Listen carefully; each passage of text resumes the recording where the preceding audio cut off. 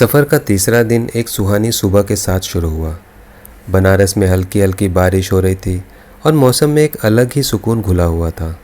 ऐसे खूबसूरत मौसम में दिन की शुरुआत गर्मा गर्म चाय और बनारस की मशहूर लाजवाब कचौरी से बेहतर और क्या हो सकती थी।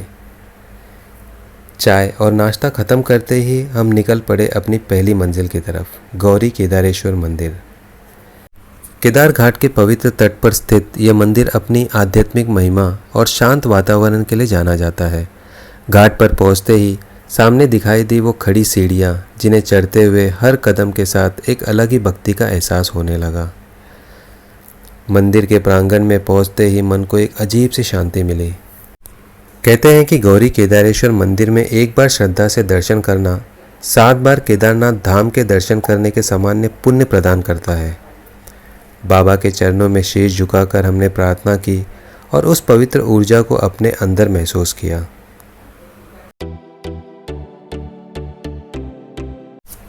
गौरी केदारेश्वर के दिव्य दर्शन के बाद हम निकल पड़े अपनी अगली मंजिल की तरफ, दुर्गा कुंड।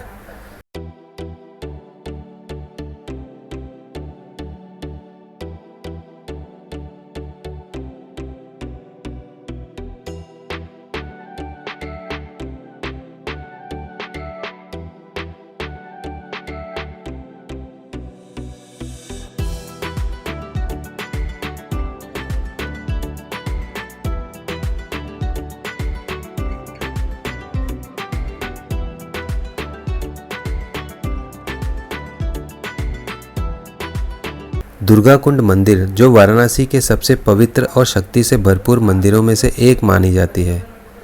इसका चमकता हुआ लाल रंग दूर से ही सबका ध्यान अपनी तरफ खींच लेती है। सबसे अद्भुत बात यह है कि यहाँ माँ दुर्गा की मूर्ति स्वयंभू मानी जाती है, यानी किसी ने इसे बनाया नहीं, बल्कि माँ स्वयं यहाँ प्रकट हुई थी। इसी आस्था के साथ हर दिन हजारों भक्त माँ के दर्शन करने आते हैं और उनसे शक्ति, सुरक्षा और अपने हर परेशानी से मुक्ति की प्रार्थना करते हैं।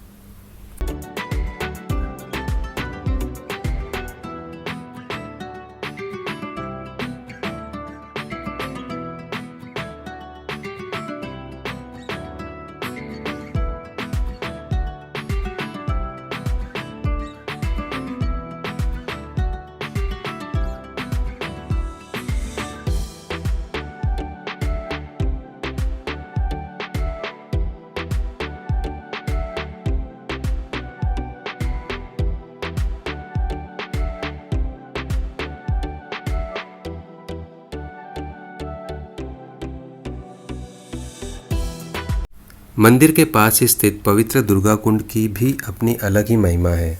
मान्यता है कि इस कुंड का निर्माण माँ दुर्गा ने खुद किया था और कभी ये सीधा गंगा जी से जुड़ा हुआ था। ऐसा कहा जाता है कि इस पवित्र जल में स्नान करने से पापों का नाश होता है और जीवन में सुख, शांति और आशीर्वाद प्राप्त होते हैं। माँ दुर्गा के दिव्य दर्शन के बाद हम चल दिए अपनी अगली मंजिल की तरफ, संकट मोचन मंदिर। इस मंदिर का इतिहास भी उतना ही अद्भुत है जितनी इसकी महिमा। मान्यता है कि 16वीं सदी में महाकवि और संत गोस्वामी तुलसीदास जी को इसी स्थल पर हनुमान जी के दिव्य दर्शन हुए थे। उसी पवित्र अनुभव के बाद उन्होंने इस मंदिर की स्थापना की। मंदिर के अंदर पहुंचते ही हनुमान जी के दर्शन का अनुभव शब्दों में बयां करना मुश्किल था। हर तरफ भक्ति का माहौल था। हमने भी पूरी श्रद्धा के साथ प्रार्थना की और उनका आशीर्वाद प्राप्त किया।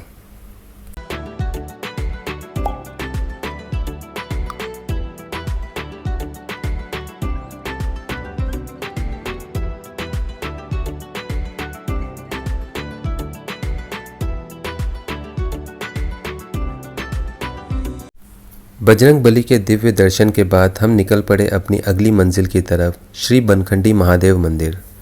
बनारस में कई प्राचीन और भव्य शिव मंदिर हैं, लेकिन बनखंडी महादेव मंदिर की पहचान सबसे अलग है। आमतौर पर मंदिरों के अंदर शिवलिंग स्थापित होता है, लेकिन यहाँ पूरा मंदिर ही एक विशाल शिवलिंग के आकार में बना हुआ है।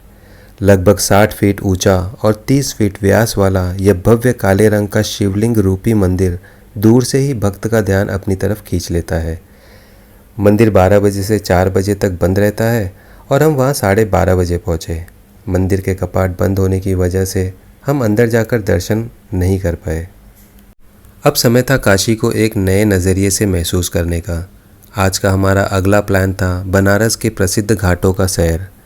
काशी को सिर्फ उसके मंदिर ही नहीं बल्कि उसके घाट भी एक अलग पहचान देते हैं। यहीं गंगा के किनारे ज़िंदगी, आस्था और अध्यात्म का सबसे खूबसूरत संगम देखने को मिलता है। इसी सोच के साथ हम निकल पड़े बनारस के घाट को करीब से देखने और महसूस करने। और इस सफ़र की शुरुआत हुई काशी के सबसे जीवंत और लोकप्रिय घाटों में से एक अस्सी घाट से। अस्सी घाट, जो बनारस के दक्षिणी छोर पर स्थित एक शांत और सुकून भरा घाट है। सुबह सुबह यहाँ योग, ध्यान और गंगा पूजा का दृश्य देखने लायक होता है। यही वजह है कि अस्सी घाट को बनारस की सुबह का सबसे खूबसूरत चेहरा भी कहा जाता है। इस फोटो में आप देख सकते हैं कि बनारस के घाटों को कितनी खूबसूरती से दर्शाया गया है। माँ गंगा के किनारे कुल 84 और 42 प्रमुख घाट स्थित हैं, जो लगभग 6.5 किलोमीटर तक एक के बाद एक फैले हुए हैं। अगर आप बनारस को सच में महसूस करना चाहते हैं तो इन घाटों पर पैदल चलना आपको एक अलग ही अनुभव का एहसास होगा। हर कुछ कदमों पर एक नया घाट, उसकी अपनी कहानी, अपना इतिहास और अपनी अलग पहचान आपका इंतज़ार कर रही होती है। यही बनारस की असली खूबसूरती है। एक ही रास्ते पर चलते हुए हर घाट के साथ आस्था, इतिहास और संस्कृति का एक नया अध्याय खुलने लगता है। और हम भी इसी यादगार सफ़र पर निकल पड़े, एक एक घाट को देखने, समझने और उसकी कहानी को महसूस करने। बनारस के हर घाट की अपनी एक अलग पहचान और कहानी है, लेकिन इसमें से कुछ घाट ऐसे हैं जो अपनी आस्था और इतिहास की वजह से पूरी दुनिया में प्रसिद्ध हैं।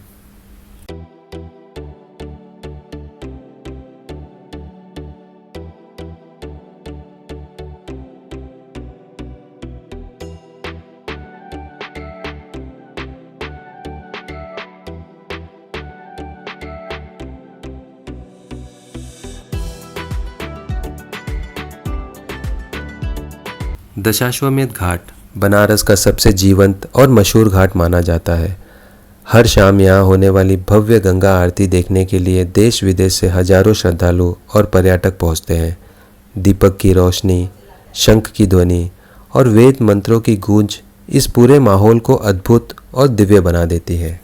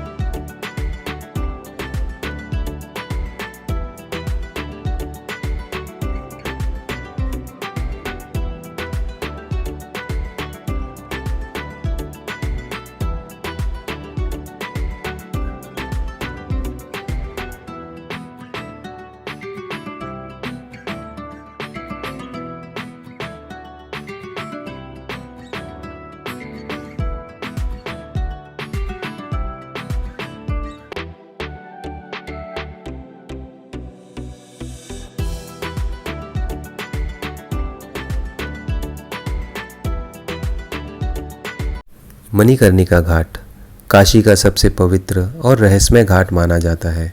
यह उन दो घाटों में से एक है जहां अंतिम संस्कार की परंपरा निरंतर चलती रहती है।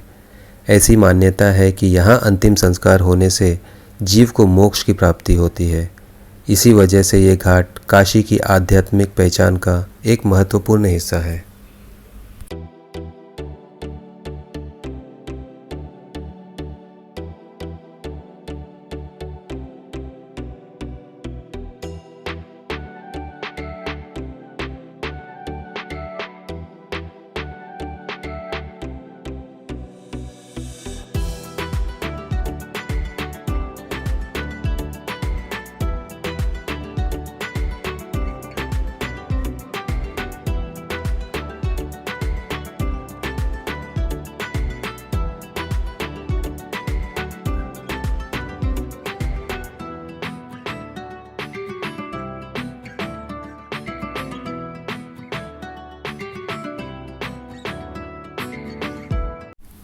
बूंदी परकोटा घाट जो बनारस के शांत और खूबसूरत घाटों में से एक है। यहाँ भीड़ कम होती है, इसलिए सुकून से घूमा जा सकता है। इस घाट की सबसे ख़ास बात है यहाँ की रंग बिरंगी पेंटिंग्स, जिनमें हिंदू देवी देवताओं और भारतीय संस्कृति को बहुत ही सुंदर तरीके से दिखाया गया है। राजपूत स्टाइल की पुरानी इमारत और दीवारों पर बनी यह खूबसूरत कला इस घाट को और भी खास बना देती है।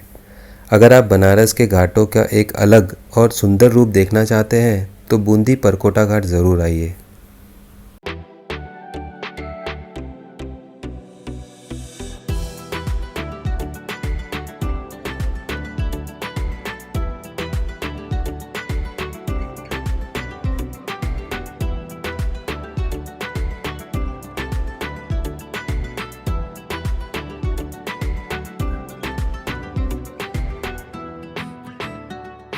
सफ़र के दौरान जब हम गाय घाट पहुँचे तो यहाँ का एक दृश्य देखकर हम कुछ पल के लिए वहीं ठहर गए। इस घाट की खास बात यह है कि यहाँ एक साथ बहुत सारे शिवलिंग स्थापित हैं।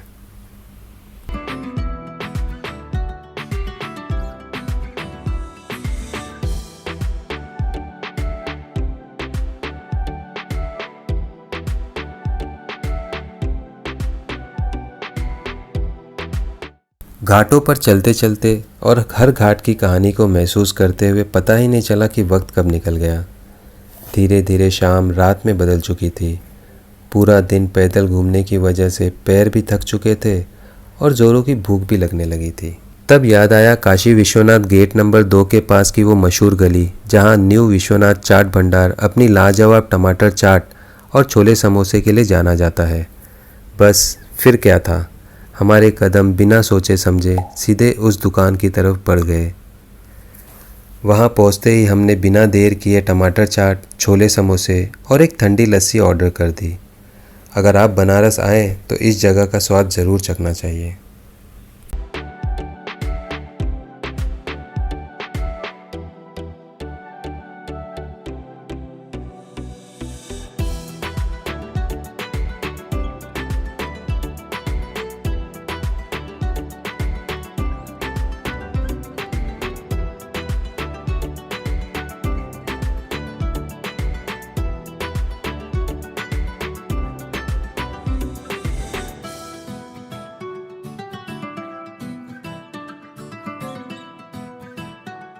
पेट और दिल दोनों भरने के बाद हम एक बार फिर चल दिए दशाश्वमेध घाट की तरफ।